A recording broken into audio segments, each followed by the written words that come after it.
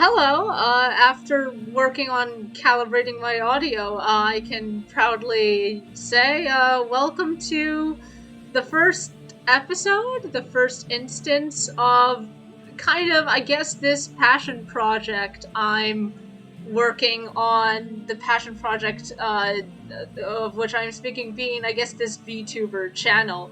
Ever since I learned about VTubers all the way back in, like, I think 2020, yeah, I first found out about them through a Calliope Mori. I actually haven't really listened to much of her streams, but I do listen to some of her songs.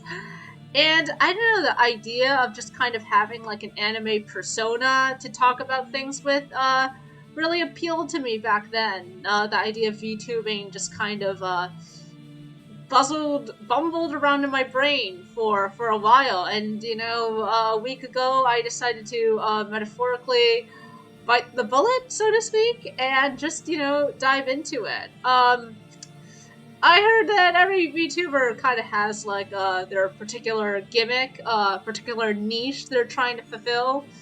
The particular direction I think I'm going with this channel, at least for the foreseeable future, is I'm actually quite inspired by Takashi Murakami. He's an artist who like makes sculptures and stuff based off of manga. I think he's got a sculpture called like Lonesome Cowboy, and that's like an anime guy like doing jump rope, I think, with his milk or something. Either way, it's meant to be provocative, mixing high forms of art, or what's traditionally considered high forms of art, like sculpture, with low art. That would be popular media like manga and anime. And I guess what I'm trying to do with this channel is something similar. If you know me in real life, I'm a college student. I'm all about that dark academia, light academia, normal sunlight academia. I read books as part of my lifestyle, and I don't know, I thought it would be interesting to just, I kind of share the stuff that I'm learning about, while playing a video game, because I enjoy it when I am doing two different things at once. Honestly, if I'm going to be perfectly honest with myself, this is I'm doing this more for myself than anything else. Like making scripts, or not really scripts, like loose talking points for these streams. Helps me organize my class notes, helps me focus and review on the material. That's my introduction. I've prepared for tonight's streaming, some a summary of what I've learned so far about neoplatonism, seminar that I'm taking this semester. And with that said, I guess I will just start playing Darkest Dungeon 2. This is really cool. It's the sequel to Darkest Dungeon. Really good game about fighting the evil. I guess that's a really big oversimplification, but I can't talk more about it without completely derailing my planned topic for the stream. So, I was originally going to do Team Fortress 2, but Team Fortress 2 is kind of a game you really have to focus and on the shooting and on the running around, and it's just not very conducive to a talky kind of stream, like what I am trying to do right now. So, right, Neoplatonism. Neoplatonism is very interesting. One of the things one of the reasons why I wanted to talk about it is because I don't quite fully understand it. It's quite esoteric. I kind of got into Neoplatonism because around winter break-ish, December-ish, started getting into like some occult writings, like esoteric, demon summoning. How do you summon a demon? Like a ghost talking to ghosts. How do you talk to ghosts? And a lot of these Neoplatonists, they have like these theories of like everything is vibrating, and like the seven of the nine spheres, and this idea of like self-improvement through knowledge. And Neoplatonist writers have a lot of that. They're very interested also in self-improvement through knowledge, fixation on the number 9, fixation on the number 3, but most of all, fixation on the number 1. You know, the laws of Neoplatonist ideas ended up seeping into Christian and I think Muslim theology, because Christianity and Islam are both monotheistic religions, and guess what Neoplatonism has? A really deep focus on an entity, a creator entity called the One. So the One is the creator of all things in the universe, both material and immaterial. Everything emanates from the One, such as the smell of an orange emanates from the orange. The emanation the word emanation is quite important here, because a key, at least with the early Neoplatonist writers, a key part of how you're supposed to think about the One is that the One doesn't make decisions, because making decisions is for, you know, lower creatures like us humans who have divided wills. You know, our minds are not unified. We've got all kinds of competing ideas in our head, but the One, which is the ultimate unity of all things, containing all things, being all things, at motion and at rest at the same time. Something else, hot and cold at the same time, I guess, presumably. I'm a little scatterbrained right now. Either way, the One is big unity. And it's I should start with like the why it's called Neoplatonism, as its name indicates. Takes Neoplatonism philosophy that takes key inspiration from the writings of Plato. You might know Plato, a Greek philosopher, worked with Socrates, worked with Aristotle.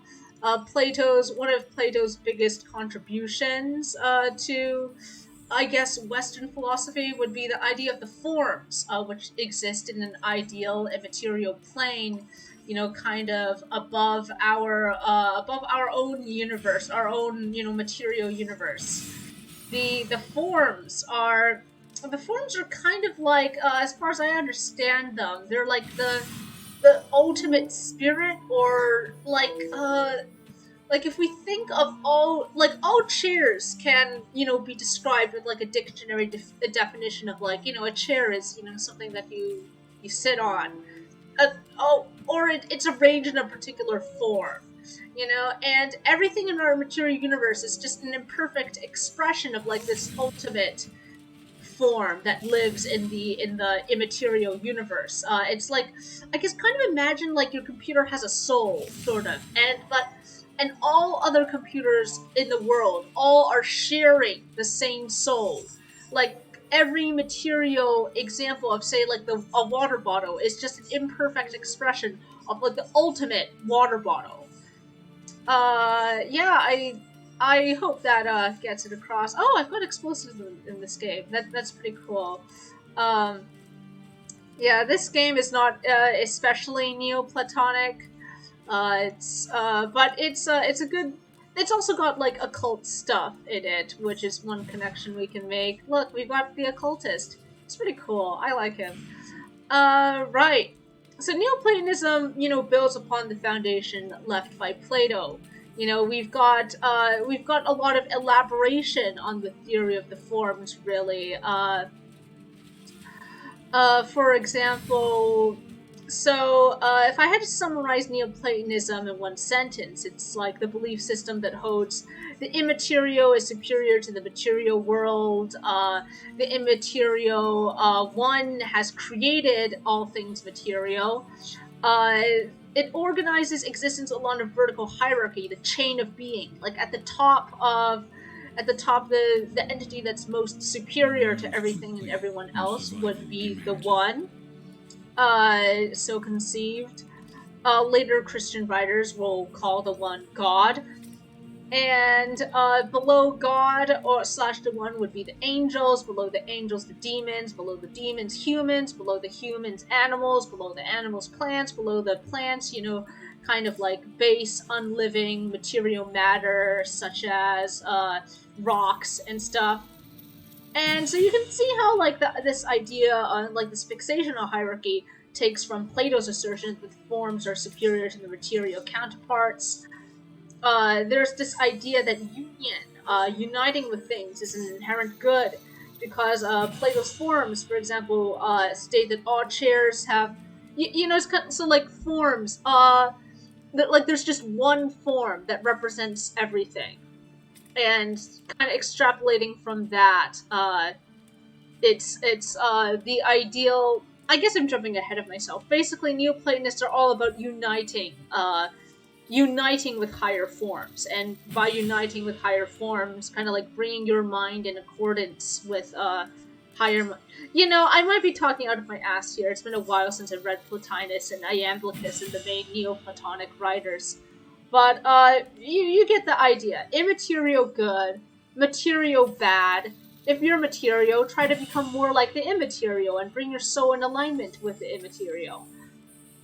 There and right.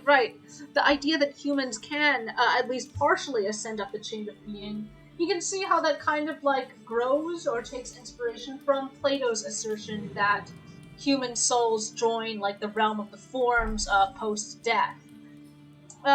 Key Neoplatonic thinkers can be, divided based on time and religious affiliation or non-affiliation. So we begin with Plotinus, who's followed by Iamblichus. So Plotinus's main contribution would be basically a lot of talk about the one. The one can be neither whole nor divided. The one is neither in motion nor at rest. The one is neither in time nor out of time. The one is sameness and difference and wholeness and division and motion and inertia all at once. Iamblichus takes a more religious bent. Iamblichus talks about like the divine names. You need to refer to gods by like their specific by the names in which they first manifested in the world. And also Iamblichus was big on theurgy, which it would be religious rites.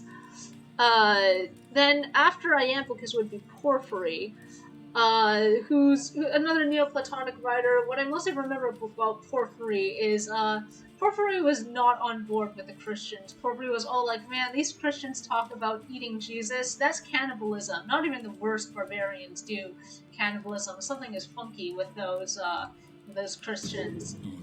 And it's interesting because Porphyry is, a big Neoplatonist, but then, after Porphyry's time, like, Neoplatonic ideas get taken up by a lot of, Christians. I think Aquinas, definitely Pseudo-Dionysius, who writes about also like the names by which you call God. Basically, one of the most interesting things about Pseudo-Dionysius' writings are that you should try to understand God through names, but in kind of two different directions. You should understand that God is both everything that you can name, like goodness, and there are some names that fit God better than others, such as goodness or like being powerful, being perfect. But then you also need to deny everything. You need to say that God is not this, God is not, drunkenness. God both is everything and is not everything. It's very mystic. It's very paradoxical, you could say. Then, there's also mystics. Yeah, speaking of mysticism, there's Teresa of Avila and Julian of Norwich, both women doctors of the Catholic Church, who contributed kind of like mystic writings.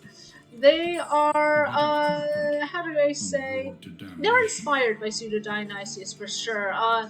There's an interesting article I read about how mystics would, they like to portray their own, revelations as being kind of, spontaneous. But in reality, the mystics would often be cultivating, through meditation and so on, cultivating their ability to have kind of like supernatural out-of-body experiences where, they would unite with God, have visions of God.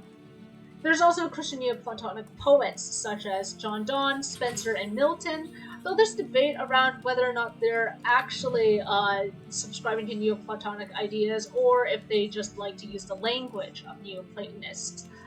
Which brings me to the part of Neoplatonism which I find most interesting. Some literary motifs that appear the most in Neoplatonic literature would be the light, the lantern, the mirror, the sun. The sun is used as a metaphor for the one, the creator of all things, because just as a creator emanates and creates the world, so does the sun kind of emanate from its own light, which in turn makes the whole world visible. You can only see things because there's light to show you things. Eyes, looking at things, is another big thing in Neoplatonic literature. Kind of sight and light are interconnected concepts. And it's interesting that Neoplatonist writers, kind of disdain the material world, like, oh, the immaterial world is better. You have to be trying to unite yourself with the immaterial world. But they talk a lot about beauty, which, I feel like in our, common understanding of the word beauty, beauty is, off the world. It's the things that you see are, tend to be material things. And so from the concept of beauty, Neoplatonic writers do say that, like, you start with the low, then you go to the high. By appreciating material beauty, you can go on to appreciating immaterial beauty. And from immaterial beauty, you go up and up and up until, like, you're meditating on, like, the perfect forms and the perfect, one, the unity that is behind all things and creates all things. And yeah, that's kind of all the remarks I had prepared about Neoplatonism for the stream. I hope this was entertaining and or educational. I realized that preparing talks like this actually makes it hard to actually do gaming, which is good to know, considering that I kind of want to keep streaming. Just, if only because I've already told a lot of my circles that I've been officially entering my VTuber era. And yeah, thank you everyone who watched this for being a part of my little experiment as to, what I'm going to do with my life, how I'm going to organize my time. Kind of like to play video games before I wind down, so even though I don't have anything especially interesting prepared to say at this point onwards, yeah, follow along with me as I show you the magical world of Darkest Dungeon 2.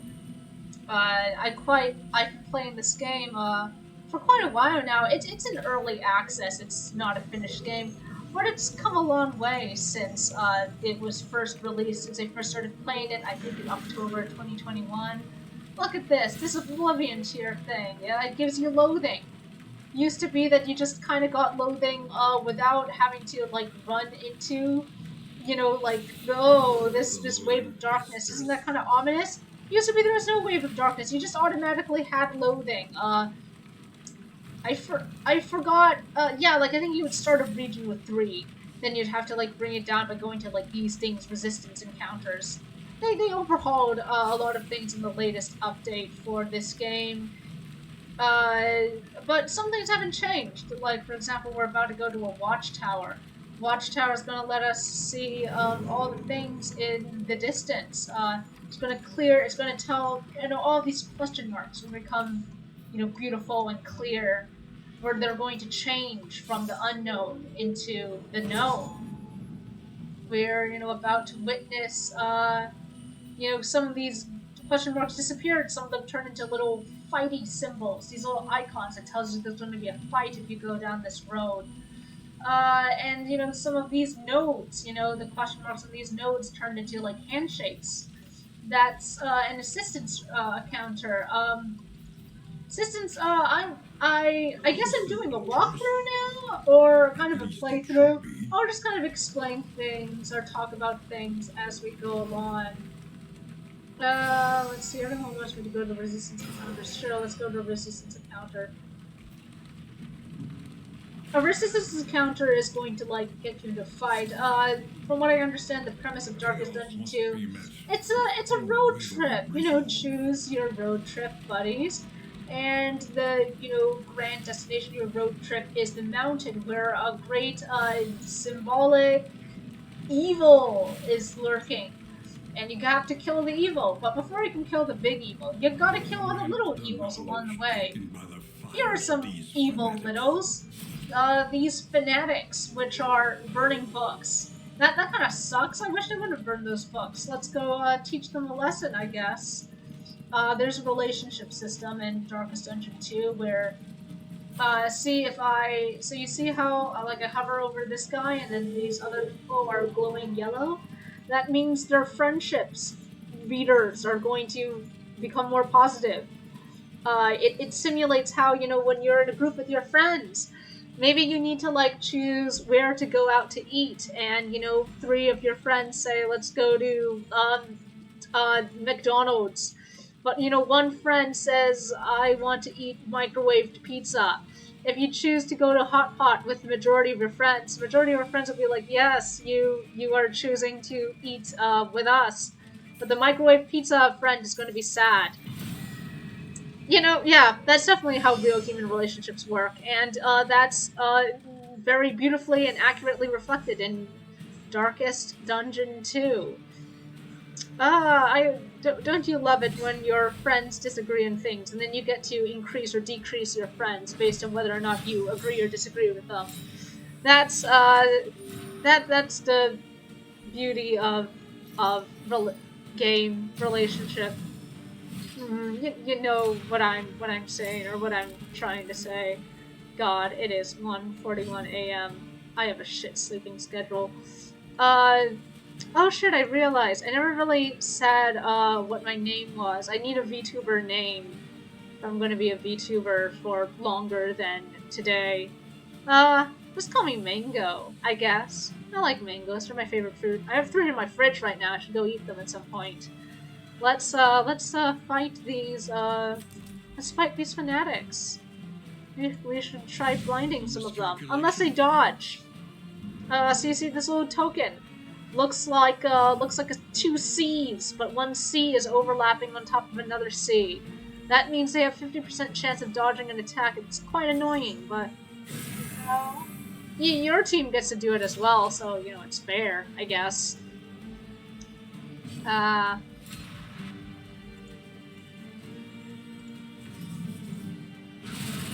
Oh, nice.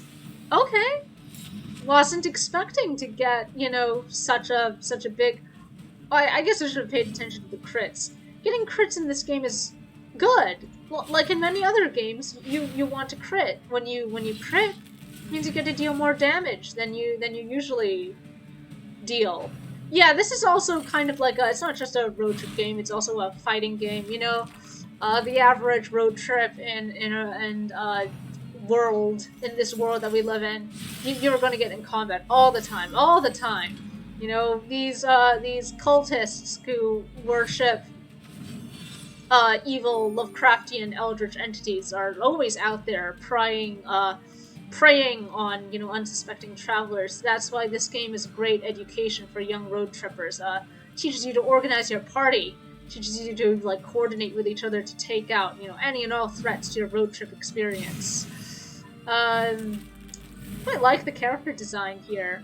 You know, we've got an interesting cast of characters. I was about to say I would love it if there was a Darkest Dungeon board game or TTRPG. The unfortunate thing is I have the Darkest Dungeon board game. It I mean no offense to the people who made it, but it kind of sucks ass a bit. It's just like the Darkest Dungeon board game that I have because I kickstarted it. It's like, oh god, you do not.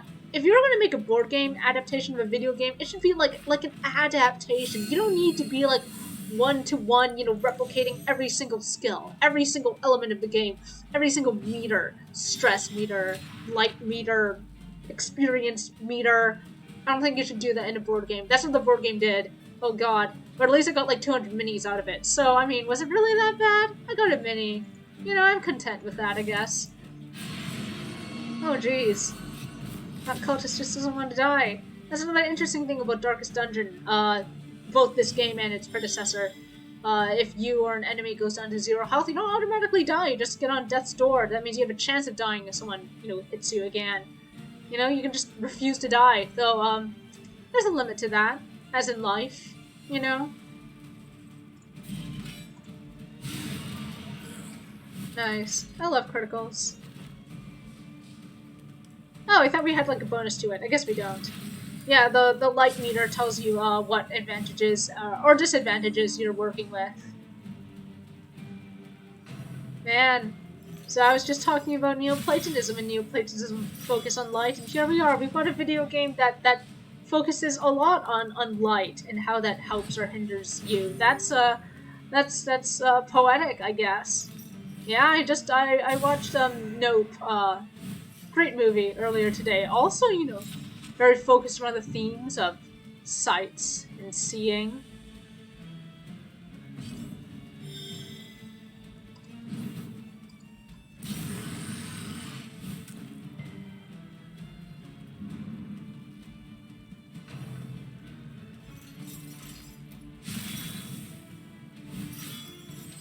Man, this video game is a bit slow. I mean, it's just lagging right now because I think it's because I'm doing like this streaming thing on top of it, and my computer doesn't really. I don't know if my gaming PC really counts as old. I got it about 4 years ago, I guess. I haven't really updated it or, you know, done much to it. Maybe that's bad, I guess. Maybe I should be replacing the drivers and such, adding more. It's only got 50 gigabytes of storage space left. Maybe that's also bad? I'm just a simple gamer. I don't know, I don't know the fancy tricks. I mean, I guess like the video game hasn't crashed yet. That's a pretty good sign. I'm gonna try and keep streaming. Maybe for future streams, I'll try to like play games that are maybe a little less, maybe a little bit less laggy when, you know, competing with other GPU consuming things like streaming.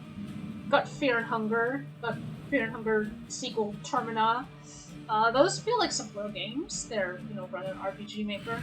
The unfortunate thing is I was actually trying to do a stream with Fear and Hunger earlier, but I don't know, it just doesn't like work with the OBS thing. OBS is the software I'm using. It's an acronym for something. I forgot what it stands for. Objectively Brilliant Screening. It is the thing that I use for OBS Studio. It is the thing that I use to do screen capture. Now let's take these items. I guess the lagginess kind of works when I have other things to talk about to kind of like occupy the interstitial moments of the stream. I think I'm gonna keep on going until we get into, say, one more fight. Gotta say I'm a bit sleepy. I think I'd also like to just review the audio and see if you know, the things that I've been saying today, if they actually do sound good, or if it all sounds like tripe. Do people even say tripe anymore? I feel like it's Britishism. British people say, you know, English in a different way than us US Asians. No, you can't say that. US Americans. I'm a US Asian. I'm Asian American. That's a fun fact if you didn't know that already. Everyone who's watching this probably already knows. What do I do? What do I do now? Two people want to go to Oblivion's Ingress. Guess that's where we're going then.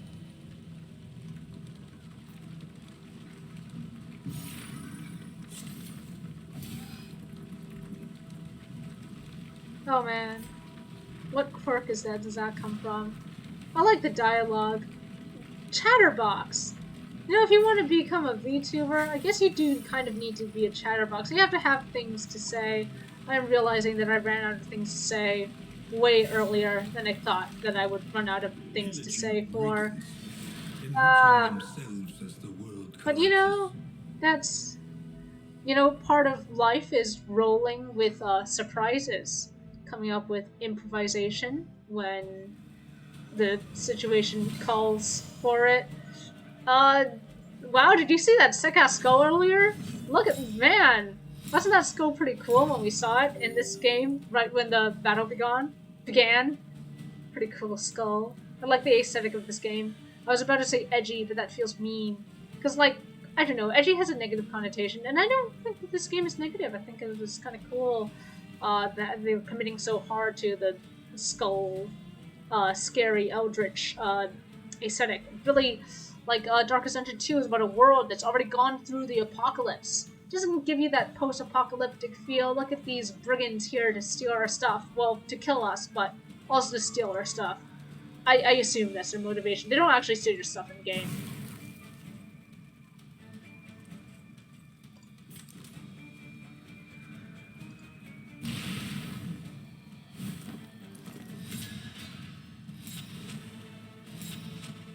You know, one nice thing about the game being so laggy is that, you know, I can really think of my strategy and stuff, and also, like, I guess explain my strategy before, you know, like, actually committing to doing any actions. Like, you know, part of party-based games like this, you gotta think about giving everyone a role. You know, you want, like, you want 4 specialists, not 4 jack of all trades. Here's my leper character. I make for this run. He's like my debuff guy. He does the debuffs people. Look at him intimidating the guy in the back. What's his official name? Brigand shooter guy. Brigand backliner. I should actually know this. I've been playing this game for, damn, around 2-ish years, 1 year and a half. Oh, so that's the pillager hatchet. Oh, okay, in the first game they're called brigands, now they're called pillagers. I should have already have stored that in my mental bank of information. Alright, so if leper guy is my debuffer who debuffs people, see, makes them weak, makes them deal less damage, makes them vulnerable, makes them take more damage. This one's my primary buffer. She can buff people, and also my healer. She can also like give people regen, so they can regenerate some health. It's very important to regenerate your health in real life as well. I hope everyone watching is regenerating their health today. If you're dehydrated, you know, please drink some water. I've got water right next to me. I've got a San Pellegrino. I wish I could open it, but I can't. I heard that you could use a rubber band to open things that are hard to open in real life. I watched a video how to open a San Pellegrino bottle with only a rubber band, but I don't have a rubber band, so I just have to dehydrate myself to death, I guess. No, not to death. I will be fine tomorrow when I can get water again, but for now I'm just gonna be thirsty. This one's my runaway character. She's got a sad backstory. She was an orphan, and then she found a family. You know, usually this is really heartwarming, but the sad thing with her family is that she accidentally killed them with fire. And I guess she never really got over her trauma because lots of her, you know, abilities are very fire-based. Or maybe that means she did get over her trauma. I guess it depends on how you interpret her character. You know, that's part of consuming media, getting to interpret things in your own way. I like it when quirks. Quirks are kind of like personality traits that your characters can have that impact how you play the game. I really like it when the quirks kind of like are consistent. Like, see, here's a character who's very afraid of dying, and she's also deathless. Just, aw, don't you like it when things synergize like that? I like it when things synergize like that. Let's go beat up this guy's dog.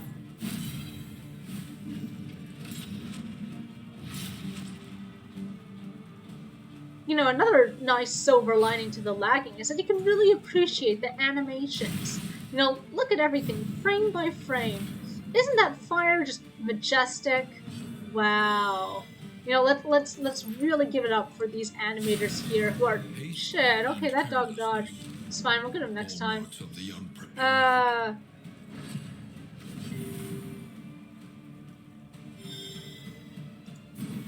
Yeah, the pillagers have like a place to play in the lore of this game. They're hopeless people driven to crime and, you know, interrupting road trips because the world's falling to shit.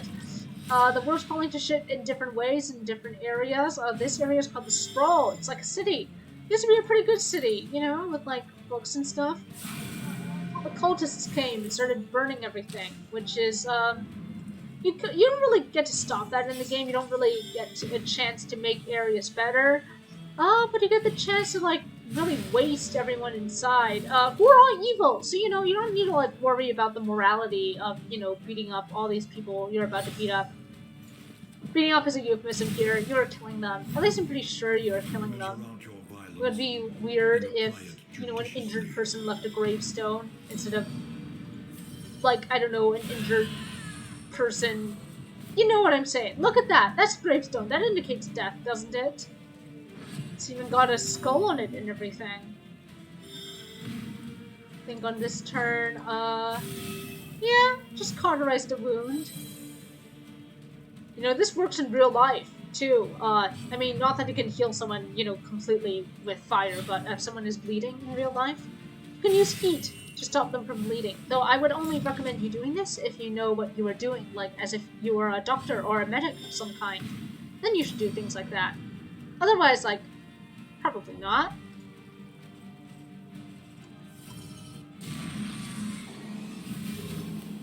Wow.